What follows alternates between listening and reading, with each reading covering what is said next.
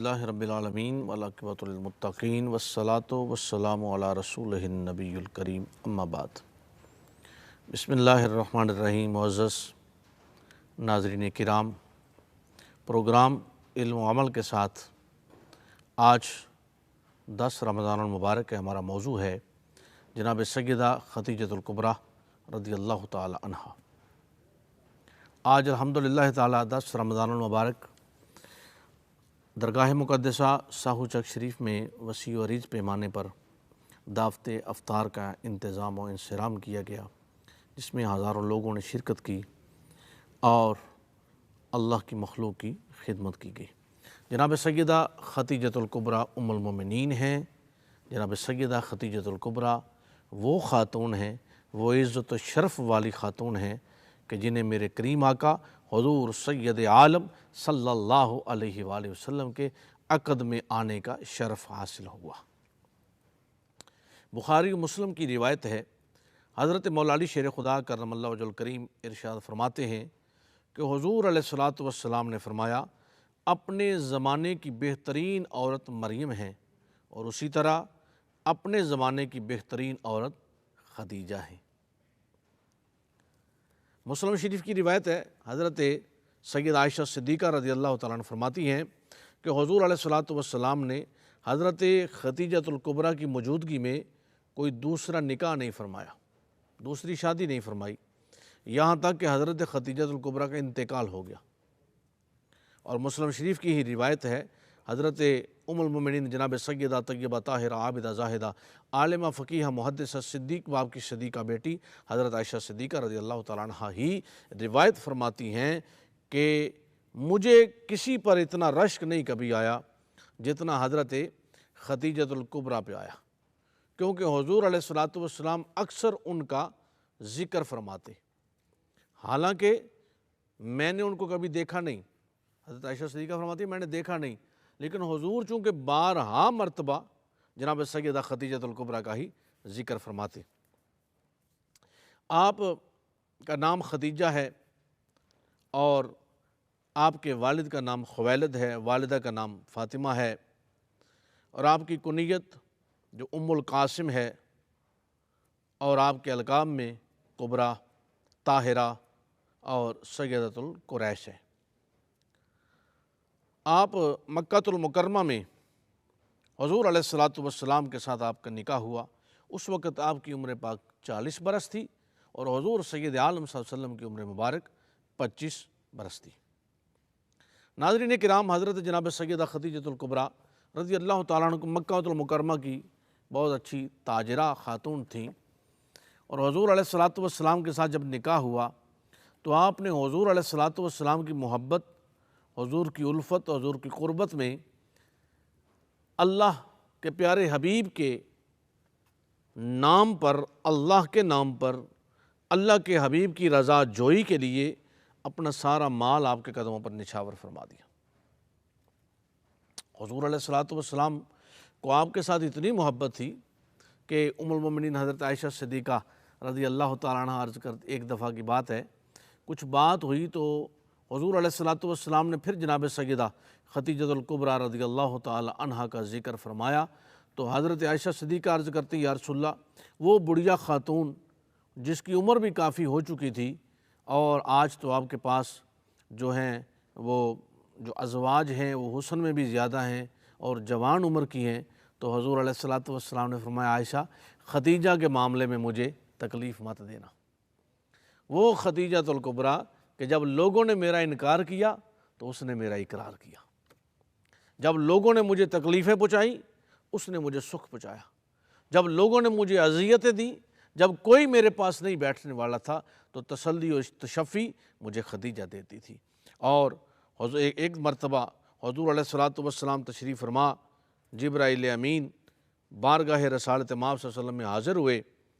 تو آپ کے پاس حضرت خدیجہ برتن لا رہی ہیں جس میں کھانا اور پانی ہے، جب وہ آ جائیں تو انہیں ان کے رب کا اور میرا سلام کہہ دیں۔ جبرائیل امین حاضر ہوئے، یا رسول اللہ، جناب سیدہ خدیجۃ الکبریٰ برتن لے کے آ رہی ہیں، وہ کھانا لے کر آ رہی ہیں، جب آ جائیں نا تو ان کو میرا اور میرے رب کا سلام کہہ دیں، یعنی اللہ کی طرف سے جنہیں سلام آئے اسے خدیجۃ الکبریٰ کہا جاتا ہے۔ جو اپنا مال سارا دین متین کے لیے وقف کر دے اسے خدیجۃ الکبریٰ کہا جاتا ہے، اور جب اللہ کے پیارے حبیب کو تکلیف پہنچے تو وہ اس پر اللہ کے پیارے حبیب کو تسلی و تشفی دے اسے خدیجۃ الکبریٰ کہا جاتا ہے۔ اور جبرائیل امین نے، بخاری کی روایت ہے، عرض کی یا رسول اللہ یہ خوشخبری بھی سنا دیں کہ جنت میں ان کے لیے موتیوں کا ایک گھر بنا ہے جس میں کوئی شور نہیں ہوگا، کوئی تکلیف نہیں ہوگی۔ یہ بخاری شریف کی روایت ہے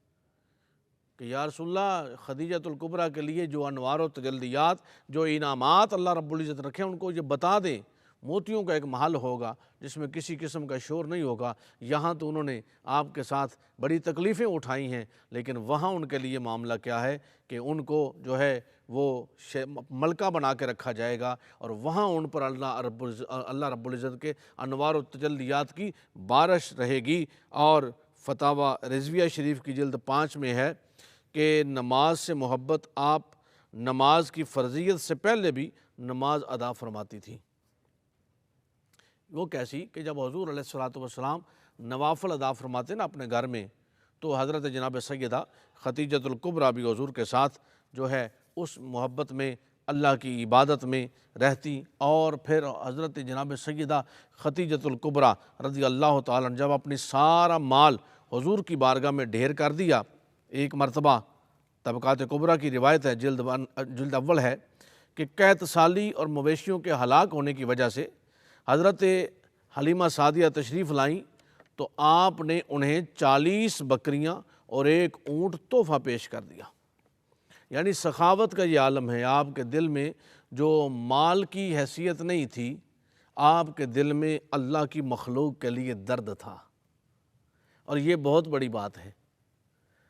لوگوں کے لیے محبت اور لوگوں کے لیے درد اور لوگوں کے لیے اپنے مال کو نثار کر دینا، یہ جذبہ آپ کے دل میں کوٹ کوٹ کر بھرا ہوا تھا۔ عورتوں میں سب سے پہلے آپ اسلام لائیں، اور آپ کی حیات میں حضور علیہ الصلوۃ والسلام نے کسی سے نکاح نہ فرمایا، یہ بھی مسلم شریف کی روایت ہے۔ اور حضور علیہ الصلوۃ والسلام کی تمام اولاد پاک سوائے حضرت ابراہیم رضی اللہ تعالیٰ عنہ کے ساری اولاد جناب سیدہ خدیجۃ الکبریٰ کے بطن مبارک سے تولد ہوئی۔ اور حضور علیہ الصلوۃ والسلام بارہا مرتبہ یہ فرمایا کہ خدیجہ سے بڑھ کر مجھے کوئی ایسی ازواج میں سے اہلیہ نہیں ملی کہ جس پر اللہ رب العزت کا کرم، فضل اور شرف تو سب پہ ہے، لیکن خدیجہ میں یہ تاثیر تھی کہ وہ مجھے تسلی و تشفی اور میرے معاملات کو جو ہیں وہ دیکھتی۔ اس کی ایک وجہ تو یہ تھی کہ حضور علیہ الصلوۃ والسلام کے ساتھ شروع سے ان کی قربت تھی، حضور علیہ الصلوۃ والسلام کا پہلا نکاح تھا، اور پھر حضور علیہ الصلوۃ والسلام کے ساتھ وہ دور دیکھا انہوں نے، اتنا سخت اور مشکل کٹھن دور دیکھا، اور پھر وحی کا بھی ابتدائی دور انہوں نے دیکھا کہ جب حضور علیہ الصلوۃ والسلام تشریف لاتے ہیں، میرے اوپر کمبل اڑا دیجئے، اور اس وقت جناب سیدہ خدیجۃ الکبریٰ آپ کو تسلی و تشفی دیتی ہیں۔ یعنی آپ کے ساتھ آپ نے اپنا مال، اپنے تمام معاملات کو حضور علیہ الصلوۃ والسلام کے ساتھ ہی رکھا، اور پھر حضرت سیدہ خدیجۃ الکبریٰ رضی اللہ تعالی عنہ کو اللہ رب العزت نے یہ فضل اور شرف بھی عطا فرمایا کہ تمام ازواج میں سے پہلی زوجہ ہیں، اور حضور علیہ الصلوۃ والسلام کی اولاد پاک بھی حضرت جناب سیدہ خدیجۃ الکبریٰ سے ہیں۔ اور پھر حضرت جناب سیدہ خدیجۃ الکبریٰ ایک مالدار خاتون تھی، حضور ان کا مال لے کر بھی تجارت کا تشریف لے جایا کرتے تھے مختلف جگہوں پر، اور پھر نکاح کے بعد انہوں نے سارا مال حضور کے قدموں پہ ڈھیر کر دیا، سارا مال حضور کے قدموں پہ نثار کر دیا کہ حضور جس کو جیسے چاہیں آپ نوازیں، جس کو جتنا چاہیں آپ عطا فرما دیں، میرا اس پر کوئی اختیار نہیں ہے، اور میں اس سے دستبردار ہوتی ہوں، اور یہ سب آپ کی دسترس میں ہے، آپ کے اختیار میں ہے، آپ جس کو جیسا چاہیں نواز دیں۔ حضور جناب سیدہ خدیجۃ الکبریٰ رضی اللہ تعالی عنہ کا آپ کی شان میں یہ جملہ ہی بہت بڑا جملہ ہے، اصحابہ کی روایت ہے، یہ بہت بڑی بات ہے کہ حضور سند دے رہے ہیں کہ جب لوگوں نے میرا انکار کیا تھا تو خدیجۃ الکبریٰ نے میرا اقرار کیا تھا۔ آج اگر ہم معاشرتی طور پہ دیکھیں، وہ ہماری خواتین جو اپنے گھریلو نظام چلا رہی ہیں، اور ذرا اس پہ توجہ دیں کہ ایک زوجہ کا، ایک اہلیہ کا اپنے گھر میں کیسا کردار ہونا چاہیے، اس کے معاملات کیسے ہونے چاہیے کہ حضور علیہ الصلوۃ والسلام جیسا شوہر، جس کو اللہ کا نبی ہیں، اور پھر ان کی جو زوجہ پاک ہے، اور پھر تسلی و تشفی، گھر کے معاملات، ہر مشکل دور، ہر حالات، کٹھن حالات میں مقابلہ، اور پھر حضور علیہ الصلوۃ والسلام سند کیا دے رہے ہیں کہ جب لوگوں نے انکار کیا تو اس نے میرا اقرار کیا، لوگوں نے دکھ دیے تو اس نے میرے ساتھ ان دکھوں کو برداشت کیا، لوگوں نے بکواسات کی لیکن انہوں نے اتنی بڑی خاتون ہونے کے باوجود بھی وہ سب کچھ برداشت کیا۔ اب مالدار ہو جانے کے بعد ہمارے ہاں آج کے دور میں فی زمانہ تو کیفیات کچھ یوں چلتی ہیں کہ جب مال ہوتا ہے تو گھریلو امور ٹھیک چلتے ہیں،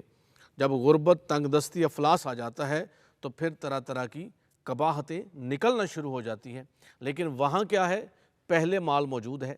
تجارت بہت زیادہ ہے، پہلے سارے معاملات بہت زیادہ ہیں دنیاوی طور پر، لیکن جب حضور علیہ الصلوۃ والسلام کے ساتھ نکاح ہوا تو پھر غربت، افلاس، تنگ دستی، مفلسی بھی آئی،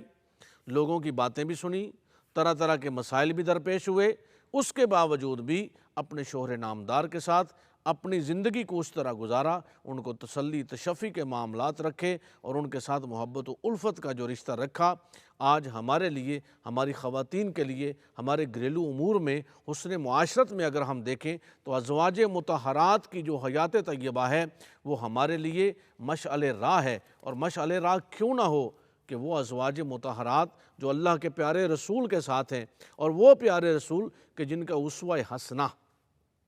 قرآن کہتا ہے کہ میرے پیارے حبیب کا اسوہ حسنہ تمہارے لیے کامل نمونہ ہے، اس قدر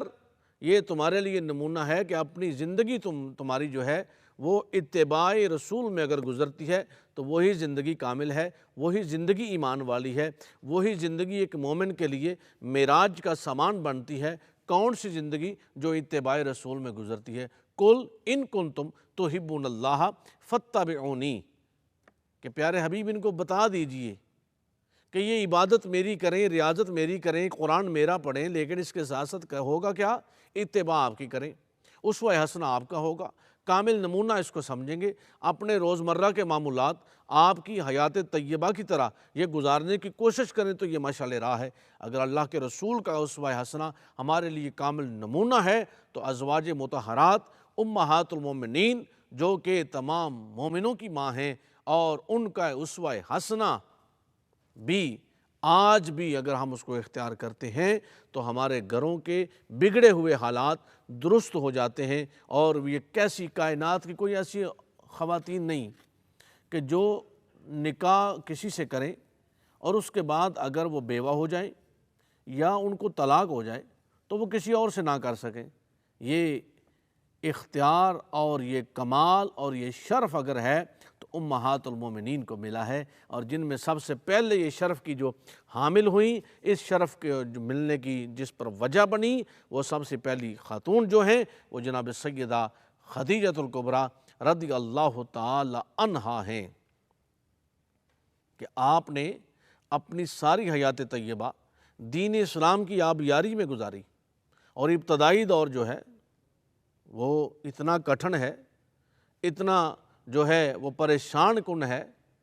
اور پھر جناب سیدہ خدیجۃ الکبریٰ نے حضور علیہ الصلوۃ والسلام کے ساتھ وہ ابتدائی حالات دیکھے کہ اعلان نبوت سے 15 سال قبل آپ سے نکاح ہوا،